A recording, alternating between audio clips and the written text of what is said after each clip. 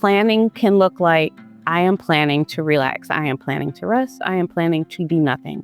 And, that's important so that we can exhibit that for our children.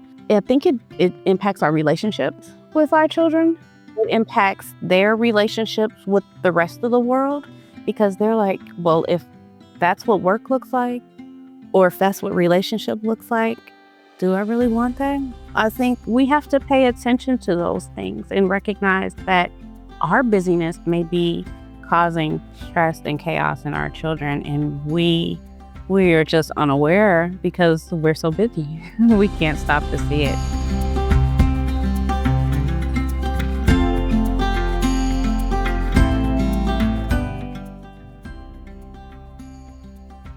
Welcome to Teach Your Children Well, a podcast on parenting in the way of Jesus. I'm Sarah Cowan Johnson, and here we explore how the biblical story offers wisdom and good news for the 21st century parent. Today, we're going to talk about stress and busyness. Stress and busyness. I know that's something I relate to. I'm sure many of you relate to this. And as it turns out, we are not imagining it. Parents really are more stressed than other adults. So I don't know if you've ever felt like there's something wrong with you, like you're drowning in stress while everyone else around you seems just fine. If you've ever felt that way, please know that's not accurate. Rest assured, you are not alone in this struggle with stress. Last summer, the Surgeon General of the United States released an advisory entitled Parents Under Pressure. And this advisory was about parental stress and declining mental health. Now, Surgeon General advisories are reserved for, quote, significant public health challenges that require the nation's immediate awareness and action. So other Surgeon General advisories have been on things like firearm violence or declining mental health in teenagers. And so parents and our stress rises to the level of needing a Surgeon General advisory. So I want to read a short excerpt from this report. So the report says this advisory calls attention to the importance of parental stress, mental health, and well-being, stressors unique to parenting, and the bidirectional relationship between parental mental health and child outcomes. The work of parenting is essential not only for the health of children, but also for the health of society. Additionally, we know that the well-being of parents and caregivers is directly linked to the well-being of their children. The stresses parents and caregivers have today are being passed to children in direct and indirect ways, impacting families and communities across America. Now that sounds challenging and extreme, and so I'm excited today to begin to talk about maybe some solutions. I'm so pleased to have our guest today, Tracie Braylock, with me on the podcast. Tracie is a holistic nurse educator, a writer, and a wellness consultant. As a former OR nurse, she now advocates for body, mind, and spirit well-being, holistic wellness experiences, and liberating relaxation. Tracie teaches workshops, leads retreats, and lectures on issues related to nursing, self-care, and healing lifestyles. She lives in Ohio with her family, and her new book is called Radical Relaxation: Releasing the Stress You Were Never Meant to Carry. All right, welcome, Tracie, and thanks so much for joining us today. Thank you for having me. So to start off, Tracie, I'd love to hear just a bit about your story and what motivated you to do the work that you're doing now. How did you move from OR nurse to holistic nurse educator and wellness consultant? Well, I actually have a degree in nursing, and I have a master's degree in nursing education. And so I was a holistic nurse educator while in the operating room. But it just so happened that, I was expecting our first child. And I used to joke when I was in the operating room that I wanted to teach from the beach. And so That sounds awesome. Yeah, so it all started to come together around that time. The content that I was writing at that time was about pregnancy. I was able to stay at home with my oldest son. And so as I made that transition, other women were asking me about the content that I was writing. So I started teaching virtually, and my practice evolved from there. It was a blessing because I got to care for my children and do the work I still enjoyed. But yeah, it let me step away from the OR and go into holistic nursing full time. So, could you tell us what a holistic nurse, educator, and wellness consultant is? What does your work look like these days? When I was in the OR, there was something tugging on me to just keep exploring what nursing had to offer. And so in my exploration, I found this group of holistic nurses, and I was like, this is home. This is where I'm supposed to be. And the mind, body, spirit focus, taking care of yourself as you're taking care of others, being a healing presence first so that when you show up for someone else, they can already sense that healing is there and available to them. These days, I teach, I have virtual classes, I give lectures to whether it's hospital staff who need stress relief, relaxation, wellness info, self-care, or any organization who wants to offer that to their community. Group coaching, I just show up wherever I can to help. I love that. So, as a holistic wellness consultant, how does your passion for mind, body, spirit, well being show up in your mothering? Because you're also a mom. I am a mom. I have 4 children. And so I'd like to think that shows up everywhere all day long. But, they may differ. They may disagree with that. But I try to make it simple and I try to incorporate it in everything we do, whether that's waking up in the morning and turning on a diffuser, get those essential oils going to kind of ease everybody into the day. And it depends on the day. Do we need a little bit more energy today or do we all need to calm down? From that to the sunrise in the morning and paying attention and pointing out, look at what God is doing. Just look how beautiful that is. And expressing to them the benefits of nature, whether it's in the food we're eating or let's go outside and just walk in the grass or walk around the neighborhood, whatever. I really try to make it practical for my children. As I got into mothering and closer to the 4th child, realizing all the ways I could do this. Breathing techniques. They're crying and upset and frustrated. Okay, let's breathe together. What can we do? Count. Let's count and let's breathe.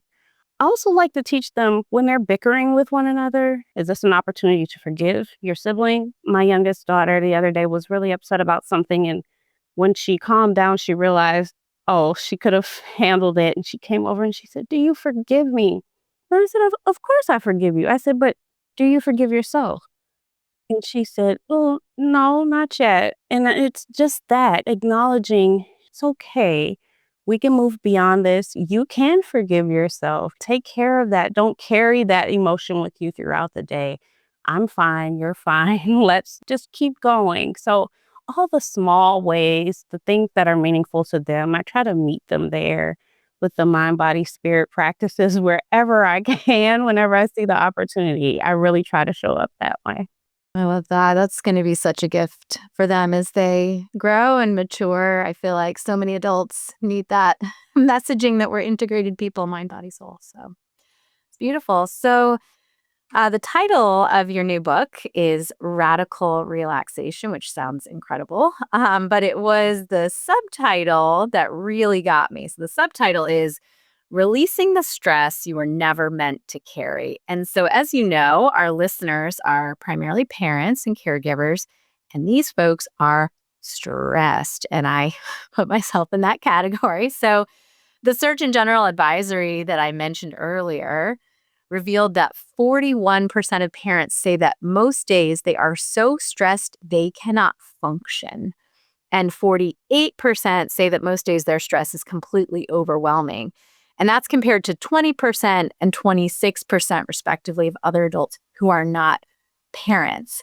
So that's pretty stark. That tells a story. But in your book, you have a whole chapter on the signs and symptoms of stress. So I'm curious, what should we be looking for? And how do we know when it's time to make some changes? I think it's important to acknowledge we're all in this together. I know it can feel very isolating when whatever, you're trying to get out the door in the morning and one can't find a shoe and the other one, the homework's not done.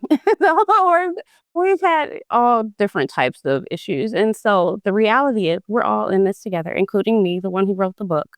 You know, this is an active practice, okay? And this is a prayerful practice because you need wisdom and guidance every step of the way. So when you're looking at your signs and symptoms, what I would first do is write down, what are you experiencing today?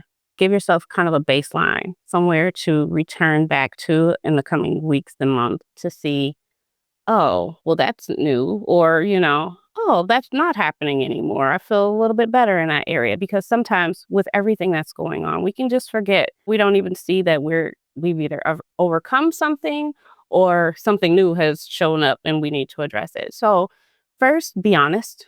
This takes some introspection. You have to be honest with yourself and just willing to mend and heal whatever you find that's coming up. So, stress can impact every area of our lives, every part of our body, from our respiratory system, cardiovascular, immune, digestive, our skin, hair, nails, everything about us can be impacted by stress. So many times, people don't realize how impactful stress is, and that stress is the underlying thing that's fueling so many of our sicknesses and diseases. And we have to address it. We can't ignore it. We can't push past it. So, again, I would start by writing things down and being very intentional about coming back to that list. And not just for you, but for your children. It's great. Yeah. So that's really sort of honest reflection and taking time to examine ourselves.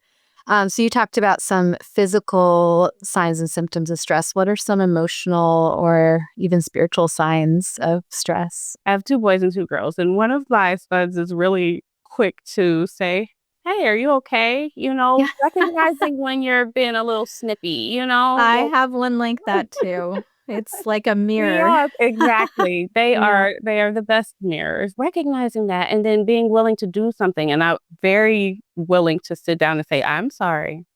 It's not you, it's me. I do need to address this," and working with them to improve myself so that I can show up the best I can for them. So mentally, are children kind of disconnected? Do they rather not be bothered?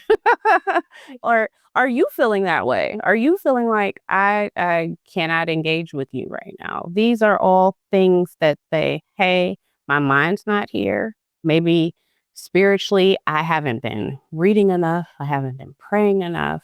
Really write down every area of your life. Work. Do you have joy in the work that you're doing? Do you spend enough time just playing?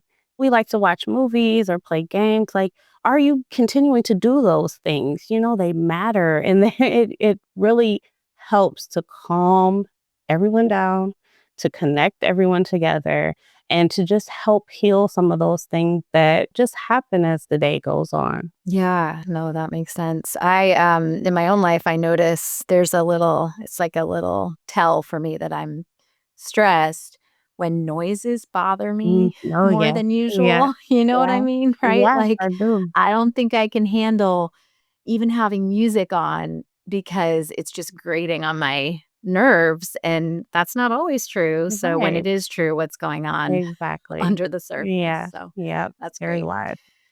So the advisory talks about the bi-directional relationship between parent stress and child well-being. In other words, when our kids aren't doing well, our stress levels naturally go up. But then when we're stressed, it can have a negative impact on our kids' well-being. So we can get into this vicious cycle. And as a parent, that idea feels overwhelming to me. And so I'm curious what you would say about how do we break out of that cycle, that bidirectional cycle? Being aware that these things are happening is the first start to getting off the cycle, to breaking it, to say, okay, we need a break. We need a timeout from one another or from this activity so that I can address what's happening. I also think it's important to look at who's in your community. Who are the friends that you can talk to? Who are the coworkers, the colleagues, people who are having similar experiences to you? I think sometimes that feeling that it's just me dealing with my child in this situation and feeling like no one else understands it can be a stressor all of its own. And so just being able to communicate with someone else and to be, seen, heard, and witnessed and still loved in there, I think the non-judgmental, because we get bombarded with information and critiques all day long on the internet, do this and don't do this, and you should be here, and well, you have to kind of be mindful of what you're consuming as well.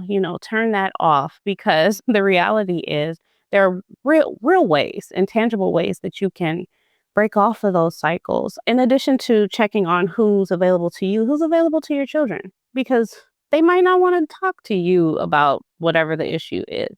Finding safe people and safe spaces and communicating to your children that these are people you can turn to if you have something going on, but you don't want to share it with me yet.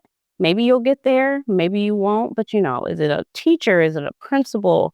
Is it a coach? Somebody else, making sure that they're aware that they have support as well. So I think it's really important that everybody is aware of the options that are available, because it just helps to bring the temperature down a bit and make you realize, okay, maybe I can get through this. Maybe this isn't the worst thing ever. And then acknowledging what they are. That's something that you keep revisiting often. Okay, it's time to address that thing. Or how can we address that thing? Is it something that we can control? Or is it something that, hey, I have no control that they're cutting down a tree next door today, and that's contributing to the noise as well, So you have to be mindful of what can you do and what do you have to just release and let go of. Yeah, that makes sense. What's in your sphere of influence versus not. Yeah, it's as you're talking, I'm thinking about, I've often heard the analogy of, on the airplane, it's like put your oxygen mask on yourself before assisting others. And in that cycle, it's like, yeah, if I can regulate myself and I can deal with my nerves and take care of myself, I wonder if just that shift might be enough to dislodge the cycle a little bit. So, which takes self-awareness. So I would love to zero in on the topic of busyness for a moment. So scheduling and time demands, these are a primary stressor listed in that advisory. And, parents are working more than they ever have before, and they're spending more time engaged in primary childcare than ever before. So parents and our kids, we are so busy. I'm sure you know this. I know this, right? We're shuttling people around to endless activities and we're always on the go. So can you talk to us about some of the messages or expectations and norms in our society that lead to that busyness? In your book, you talk about these as cultural myths. What are some of these cultural myths? Okay, one cultural myth is that you have to do everything. You get to choose, you and your family and your household. What are you willing? What do you want to participate in? What's necessary? Like, I would love for my children to try everything, try every instrument, try every sport, find the thing. But is it practical? Will we all be sane at the end of the day? I don't believe we will. So I really think it depends on the situation. It depends on the individual. In the fall, I could count, I think we were up to over 10 different activities, but we could manage it. That doesn't always happen. And it depends on the activity. Is it something that happens right after school or versus something that takes up 2 to 3 hours in the evening? I think you have to pick and choose. And I think you have to be honest with your children, honest with yourself, with your family, what can be handled. It's important, like, for them to see it, because I don't know about anyone else's children, but mine, they're worried about their thing. So if I have one who's playing basketball, they don't care about the one who's playing soccer, right? Right? What does that have to do with me? And so I think it's important. Let them see your calendar. Give them a visual of all the different activities that are going on so that they can begin to develop some empathy for you as the adult, and not constantly like demanding, take me here, let's go here. Include them so that they begin to understand and recognize, oh, this might be too much. But also be real careful about creating a fear in them of like not asking, oh, we're already doing too many things. Make sure it's an open door so that they're aware that sure, please tell us what you'd like to do. And then together we'll address whether or not we can. But busyness, we have to be careful because it can be a distraction. It can be a distraction from God. It can be a distraction from ourselves. It can put a barrier in our relationship.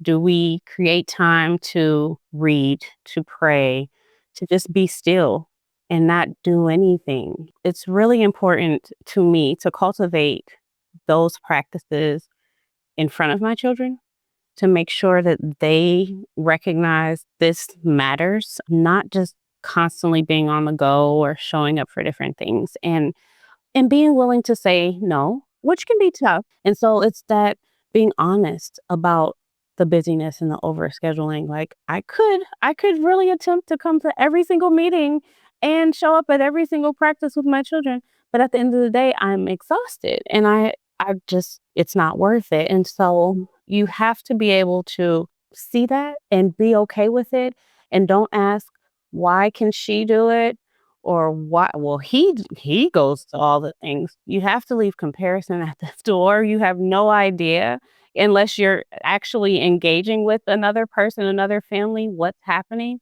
Those things have to stop because we'll forever be trying to keep up with someone else. You have to take stock of your own situation. Yeah, that's really wise. And so I will let you in on a little secret. Mhm. We try to keep our weekends as clear as Yeah. possible. We practice a family Sabbath, Mm. but yeah, we often receive invitations to Yeah. different things and there's Mhm. always something. Yes, And always. I get in the habit these days of saying, "Oh, I'm so sorry we can't make it. We have plans." And our plans But to are to be at home and do nothing. yeah, And that feels like maybe that's that's a is wonderful that plan. not it's not untrue. It feels like it is, but it actually is my plan today on a Saturday is to be at home with my family and to connect. That's a plan. And I am willing to make sacrifices to say, nope, I can't do this other optional fun thing. Maybe I'll do it next weekend, but today I need my plans are to rest. All right. So, anyway, just a pro tip. So, there's this myth that like we have to do everything. And then there's other reasons that maybe we use busyness to distract ourselves. What's the impact of busyness and overscheduling on young people in particular? What does that do to our kids to be constantly in motion? First of all, I think our children see it and feel it much quicker than we do. And so we can kind of see, who knows, maybe your child is just a little cranky and you're like, what's going on? Or maybe they are exhibiting signs of anxiousness. Or maybe they're trying to distance themselves from you because they don't want to participate in your busyness and overschedule. And you're like, what's wrong with you? Like just come along, just do this thing. And they're rejecting it. Even if they don't have the words to articulate what they're feeling, they feel it.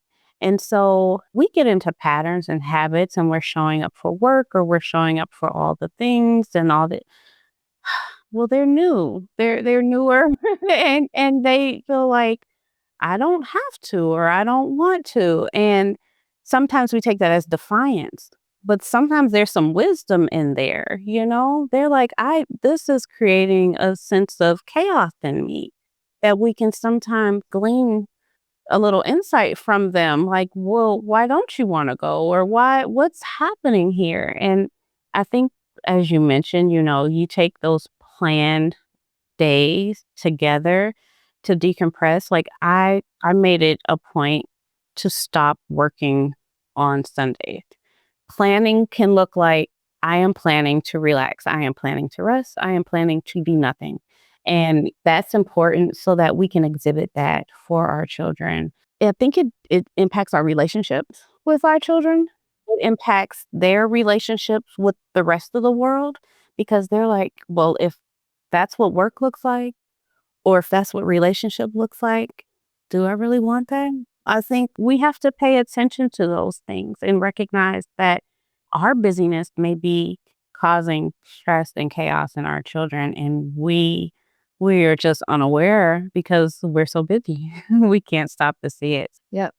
Yeah, and there's research that, over scheduled, over structured adult supervised activities really limits kids' creativity and their problem solving, when we're rushing them from structured activity to structured activity. So in light of, what the culture is saying about all these things that we should be doing and keeping up, and what do you think the biblical story has to say in response? How does the way of Jesus differ from the way of the world here in this area? Well, the first thought I have is that, well, Jesus went away to separate himself from the crowd and to rest. But then the next thought I have is, Jesus died to restore our relationship with God.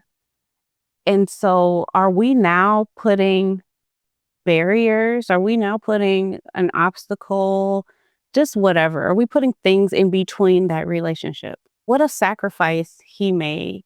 And now we're saying, okay, thanks, but we're too busy. I'm too busy to sit down and pray. I'm too busy to talk to you, to listen for your voice. I'm too busy to read this Bible right now. And it's like, did we get the message? Like, we're missing the point. And sometimes relationship means that we have to eliminate other distractions. We have to slow down. We have to calm down. We have to, just be, just be. And so I am hopeful that more of us, as time goes on, can just acknowledge and start with the relationship. Doesn't mean like we can't do anything else. Doesn't mean we can't have activities that we enjoy or go places or all the things, but making sure that that's the priority and that we're starting there. We're either starting there or we know that we have some time carved out in our day where we are returning to rest. We are returning to God. We are incorporating God as we go, like he wants to be present with us. And so just making sure that in whatever activity we're doing, that we're welcoming him to go along with.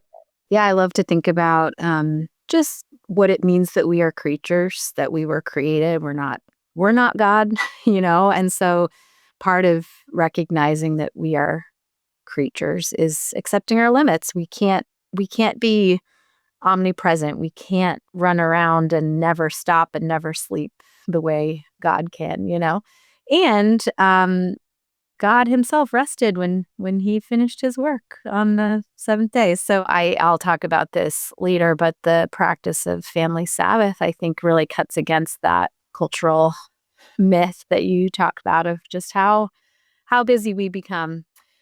What do you think just makes it so challenging to live from a place of rest? That's a good question. We are connected in so many ways these days, whether it's, news cycle that's endless, whether it's the internet and social media. And maybe that's not your thing. Maybe you don't participate in those things. But whatever the thing may be, we have to put blinders on.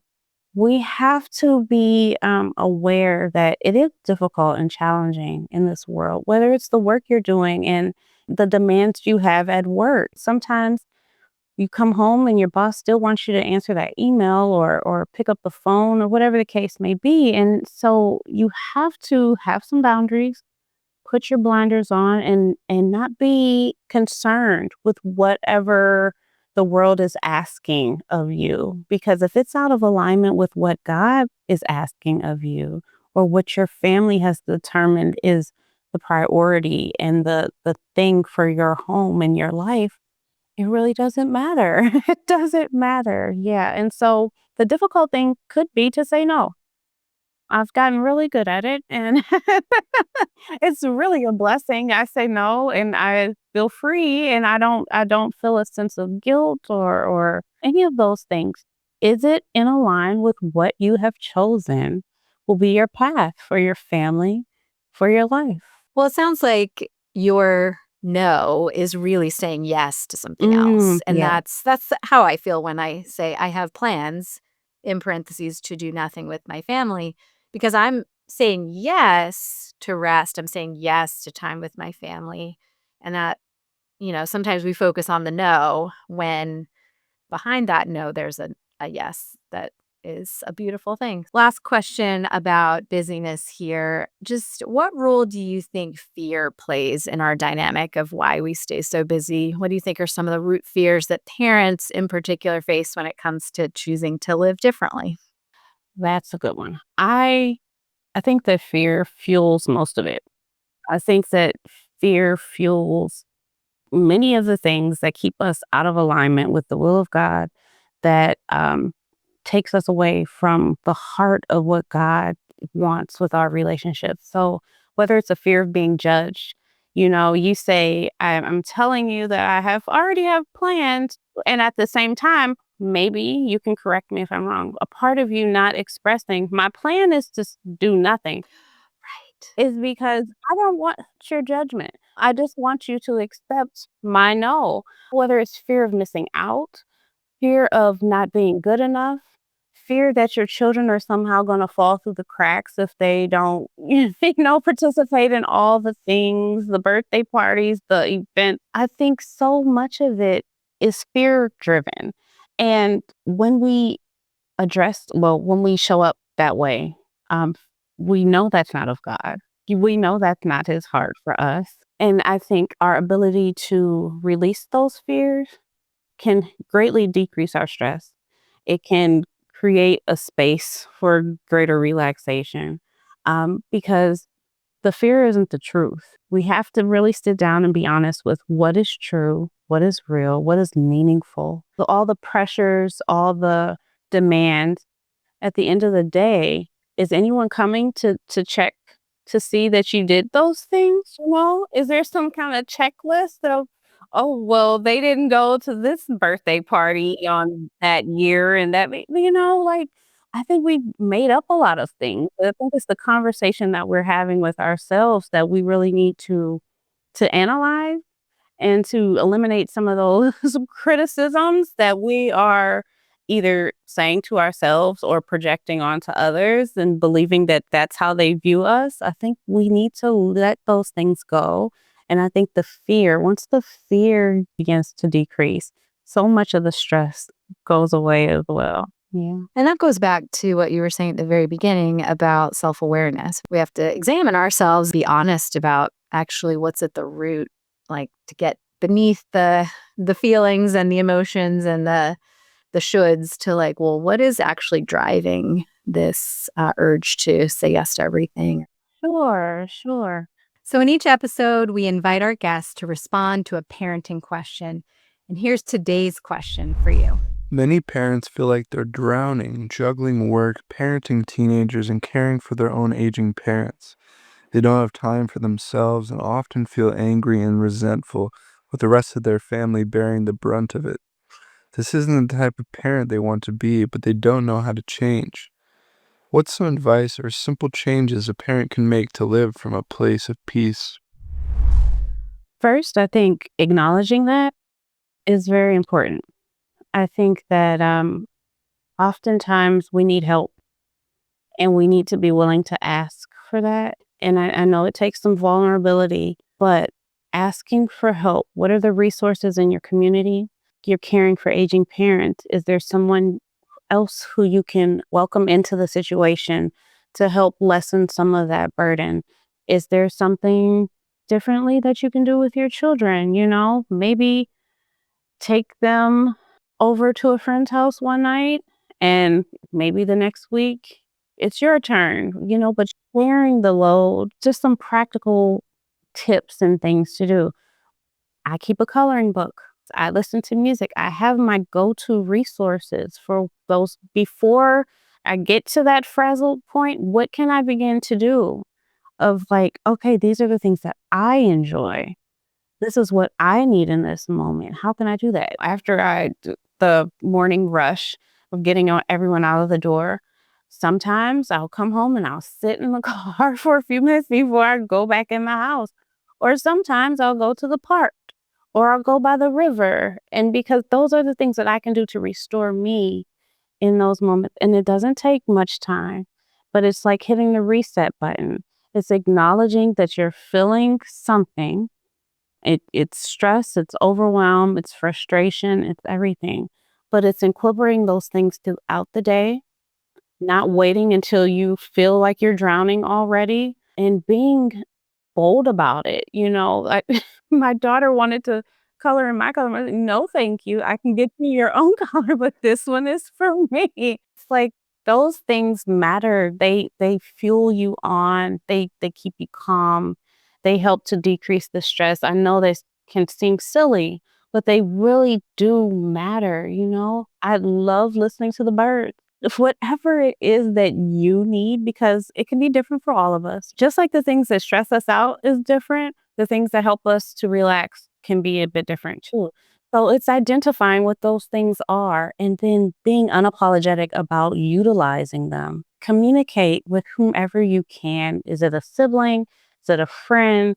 Is it someone at church? Who can you say, hey, I need some help? Can you make dinner one day a week? Something. But speaking up for yourself is critical when you feel like this is too much. You have to start advocating for yourself. Yeah. So what I hear you saying in there is those two simple practices of asking for help, being vulnerable enough to say, I can't do this all myself. I need some support. And then small, simple practices. Maybe you can't get away for 4 days on a retreat, right? But you could get 4 minutes of a little retreat space during the day. So that's awesome. Well, Tracie's book, Radical Relaxation, Releasing the Stress You Were Never Meant to Carry, is available wherever books are sold. And you can find out more about her on her website, Tracie Braylock. That's Tracie with an IE, Braylock.com. Thanks so much for joining us, Tracie. And would you be willing to pray for our listeners as we close? Sure. Lord, thank you. Thank you for our children. Thank you for the opportunity to learn and to gain insight from one another, Lord. We ask, Lord, that you would help us to use wisdom as we move forward, to lean upon you and know that we're not in this alone. Thank you, Lord, for resources to decrease the stress and the pains that are inevitable in this life. We ask that you help us, Lord, to continue to trust you, to know that you are in control. You have our best interest at heart, and you are with us every step of the way. We thank you for your presence in our lives. In Jesus' name, amen. Amen.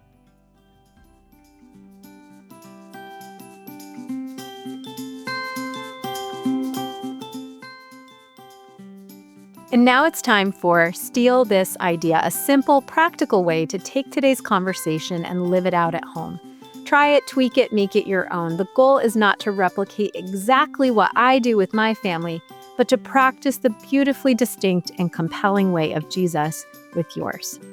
Today's idea, as I mentioned a couple times during my conversation with Tracie, is to consider keeping a family Sabbath.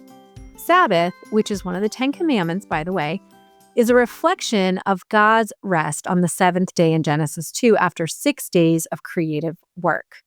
The basic idea of Sabbath, if you're unfamiliar, is that we would observe a 24-hour period of rest, abstaining from work. In the Hebrew tradition, this practice reminded God's people that they were quite literally no longer slaves. They were allowed to rest.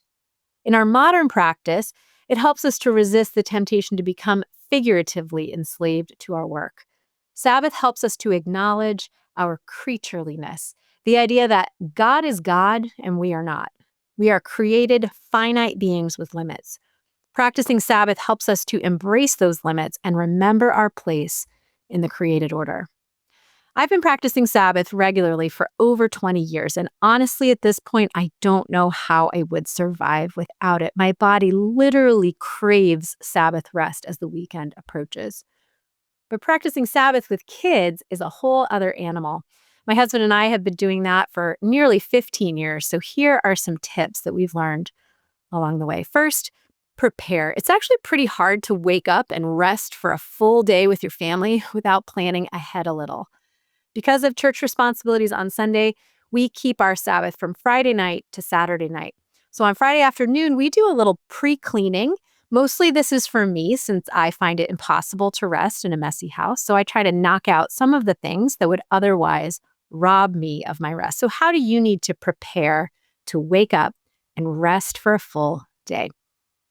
Second, especially with young kids, I think it's helpful to adopt the mindset that if the whole family isn't resting, no one's really resting. Sabbath was always designed to be practiced communally. The whole community, the whole ecosystem rests together, which is what enables everyone to rest. So it may be tempting in two-parent households to Sabbath on different days, but that puts more of a parenting burden on the other adult. So remember, if the whole family isn't resting, no one's really resting. I will say this, however, it does get easier to physically rest in the presence of your kids as they get older. But in those really early years, especially with infants, I know that feels like a distant dream. So it may be helpful to take a chunk of the Sabbath away from your kids. If you're a single parent, consider hiring a babysitter for a couple of hours or swapping babysitting hours with a friend. When the boys were really little, Greg and I did swap 2-hour chunks with each other to give each other a little rest away from the physical demands of little kids. Third, adopt a framework for Sabbath. We borrowed this one from our dear friends. Sabbath is for 4 main things. During Sabbath, we rest, reset, rejoice, and worship. These friends welcome the Sabbath by lighting 4 candles and talking as a family about each of those values and how they plan to live them out that particular day. So rest. The obvious practice that goes with this value is to abstain from work. But this is why I also, as I mentioned in my conversation with Tracie, say no to extraneous social events on Saturdays. My plans are to rest with my family. Also, when your kids are old enough to pour themselves a bowl of cereal and have a little Sabbath screen time, you will get to sleep in again, and it's glorious. Reset. This is the idea of marking the time. Sabbath is a weekly reset button. We get to reflect on the past week and invite God to reset our hearts and minds as we look ahead to the next week. Third, rejoice. This one's important. Sabbath doesn't need to be quiet and boring and overly pious, unless that's your personality and you want to be quiet. But especially with a family, I think Sabbath is also for play. We start our Sabbath with Friday family movie night and pizza. And we make space to play together on Saturday. For me personally, this is the value that forces me to carefully consider what house projects feel like work and what feel like creative expressions of joy. So for example, yard work is work, but gardening is joy. Laundry is work, baking bread is joy. What activities will help me to play and rejoice in a restful way? Lastly, worship. Obviously, a common worship practice for the Sabbath is to attend worship with your local church. But we can also worship at home in various ways by, for example, building in family prayer time or even just making it a habit of listening to worship music on the Sabbath. If you've never kept a Sabbath, I know it may seem intimidating, but I promise it's worth it. You can read more about Sabbath on my website. The link is in the show notes, and I hope you'll give it a try. The Teach Your Children Well podcast is a production of InterVarsity Press. For more information on any IVP titles mentioned in this episode, visit ivpress.com and use code IVPTEACH25. That's IVPTEACH25 for 25% off and free U.S. shipping. Sound engineering by Honest Podcasts. Our producers are Helen Lee, Caitlin Borick, and Travis Albritton. I'm your host, Sarah Cowan Johnson. Don't forget to subscribe to our show on Apple Podcasts, Spotify, or the IVP YouTube channel, and leave a rating and review to support the show.